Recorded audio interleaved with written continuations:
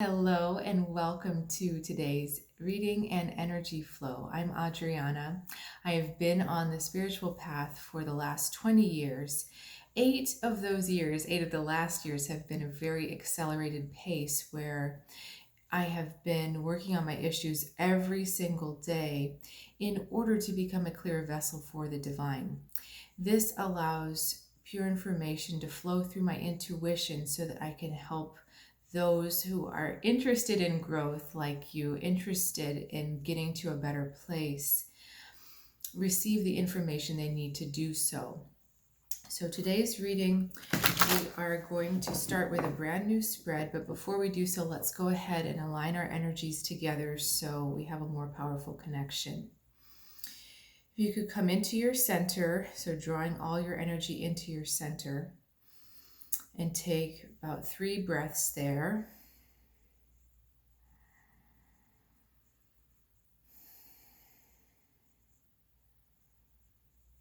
Okay, and bring more awareness into your heart space, at the same time really grounding your heels and toes into the earth, wherever you are, however you're sitting or standing. Okay, and as you do that, I'm going to ask for pure guidance, pure positive energy, the energies of love and clarity that we need to move forward to this next place. Thank you also for opening up your energy to be read, and let's go ahead and get started. Okay, we're going to look at, it's a very simple spread. 3 things going for you, 3 things going against you. Start with the for you. Okay, strength, Queen of Earth right at the top, crowning the top. 4 of water as well. Now against. Okay, Elder of Air opposing the 4 of water. I'll be holding up these cards as we go. Council of Monarchs opposing the Queen of Earth, and Page of Water opposing the Strength card. So I want to be sure, let's start with the Strength card. Be sure that as you are moving forward in what you may experience as tests, in the energy of opposition, in the energy of, I'm going to use the word combat, that you are making sure to approach these without emotionality. These 2 cards here, so this is what is against you, this is what's for you. The Strength is a mermaid rising out of the water to meet this opposition with a ball of energy. Page of Water, we have her just sitting completely in the water. So this is asking us to really get out of this space of taking things personally and getting out of this space of our own emotional reactions to normal things, how we would normally react emotionally. So it is your emotional reactions habitually that you need to watch, that can pull you down, because what emotional reactions do is they muddy up the communication. Intuition and emotion flow in very similar channels, flow in the same channel. It's very hard to have clear intuition if you're not also in tune with your feelings, how you actually feel.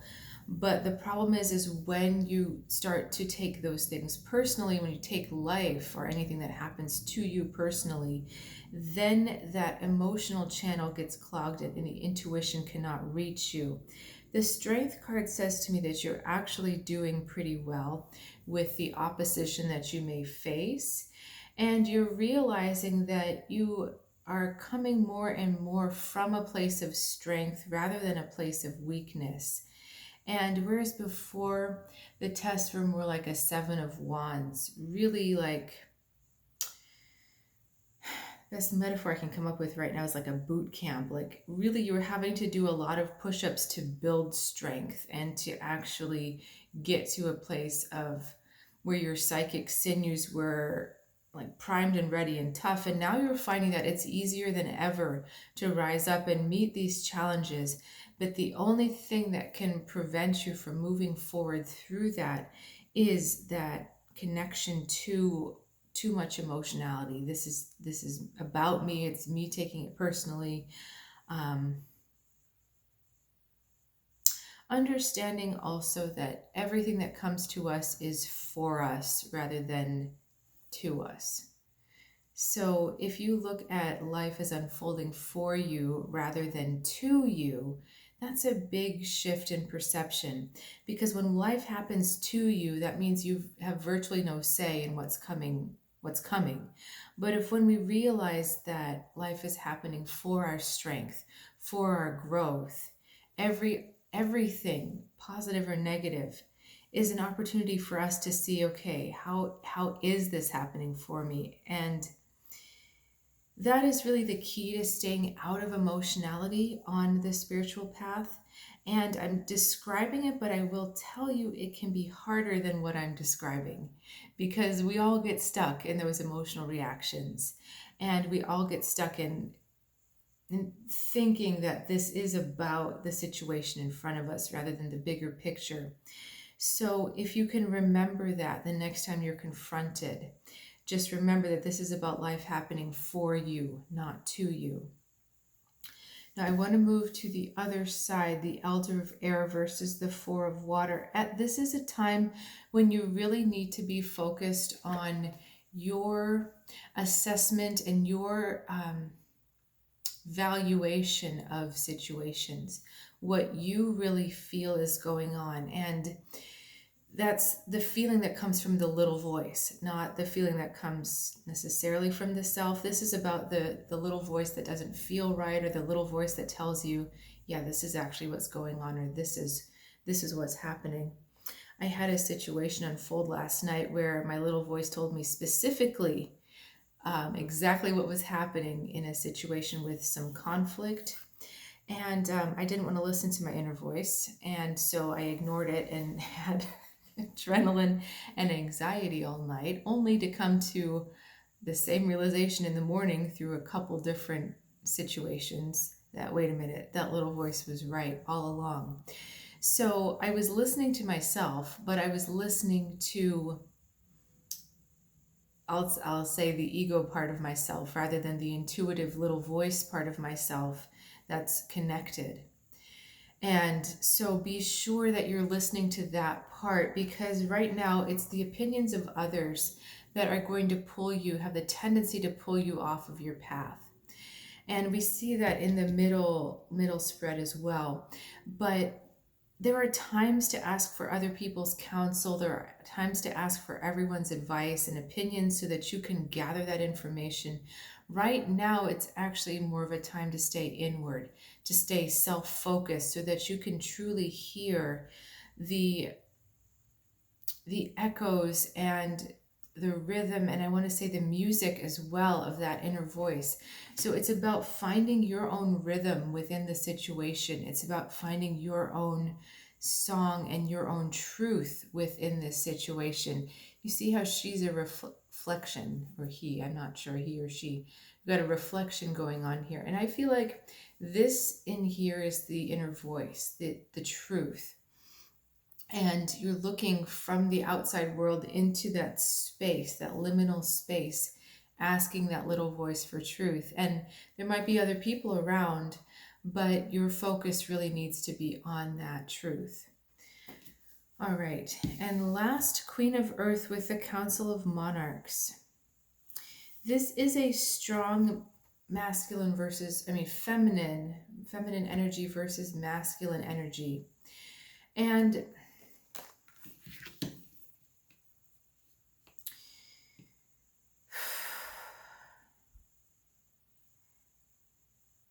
it's imperative overall, kind of building on what I was just saying, it's imperative overall that you stay very connected to your third eye, that seat of intuition, that knowing, that you make intuition like a garden for you. You make it a place that you want to go, that you want to thrive.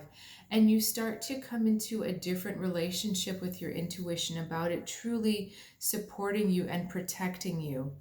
Because the tendency to want to rely on the facts or to want to rely on the mental control of a situation, the way that our mind likes to see things, that is what is going to keep you in the dark rather than the illumination that the intuition can provide. And it's like the more you're trying to explain the situation or the more you're trying to understand what's happening, the less you feel certain or the less you feel secure in your situation. And when that happens, again, through that paradigm of life is unfolding for me, the best thing to do is trust, because you have this deep nurturing energy here. She's a very graceful, soft, understated but powerful nurturing energy, and it's the intuition, that blue that is behind her, that gives her that security, that gives her that depth. And it's saying, like, right now your mind is not going to have the course of action best for you. In fact, especially if that course of action involves supporting others, your mind is not going to know. Your heart is going to know. The desire to extend yourself as a support system to others, that's going to lead you in the right track. But trying to mentally assess the situation and break it into its components or its constituents so that you have a stronger handle on the situation, that's just not going to work for you. And in the bigger picture, what we have here, so if we look at this all as its own flow, we've got the flow of you spending time and doing what you need to do to learn how to trust that inner voice so much that it becomes your habitual, it's almost like it becomes part of your aura. If you want to think of it as external to you, it becomes part of you and part of that space that is around you. It becomes almost as comfortable and second nature as the air you breathe. And so when that happens, you're able to bring that light of clarity to any adversary, any situation that pops up in front of you, but it has to come with that trusting of the intuition. And what can throw you off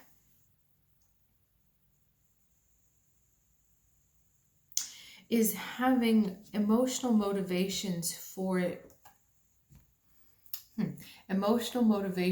rational arguments. So when your mind is wanting to come up with a story or come up with a reason why we should do this or we shouldn't do this or we should judge this way, we should say this person is wrong or we should say this is right, understand that underneath all of those, even though you may be trying to find the right, you may be trying to look objective, that there is an emotional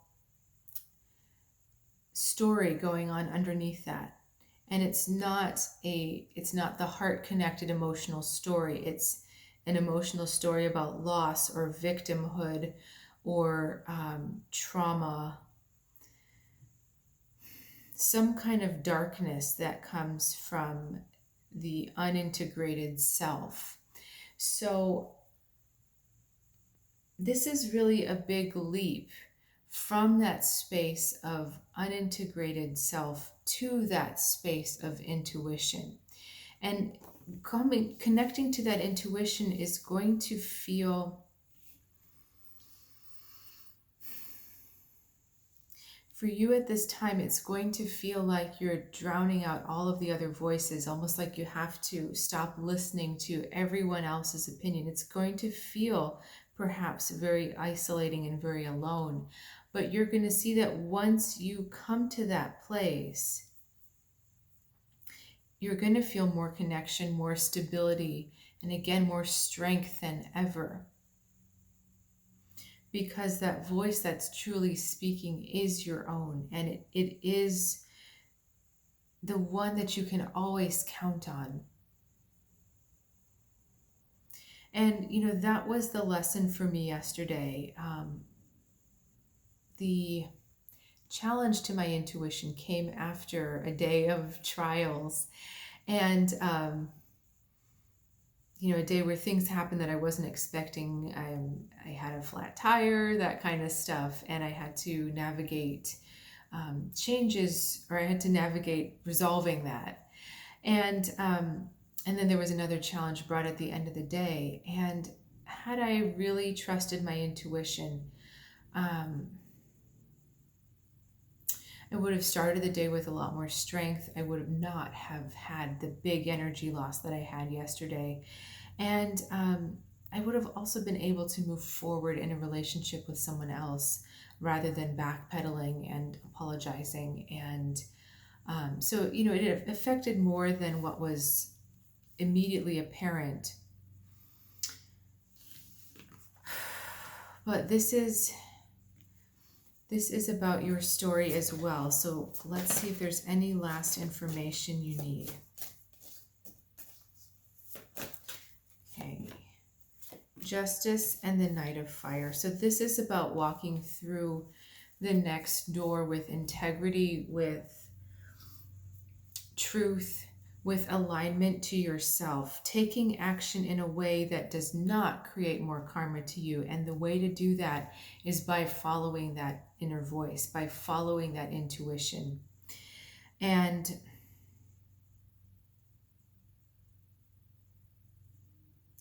this is also about making sure to tune inward before taking action. The Knight of Fire wants to jump into action right away, whereas the Justice card is a blindfold.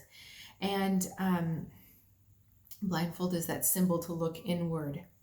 So taking that moment to tune into your inner voice, taking time to find the words from your inner voice and just saying, hey, could you give me a second, or I'll get back to you on that if you're not totally sure. This is not the time to just act without tuning in first. Okay, I'm getting another middle two, so we're going to do a couple more. The Sun with the Chariot, going in opposite directions.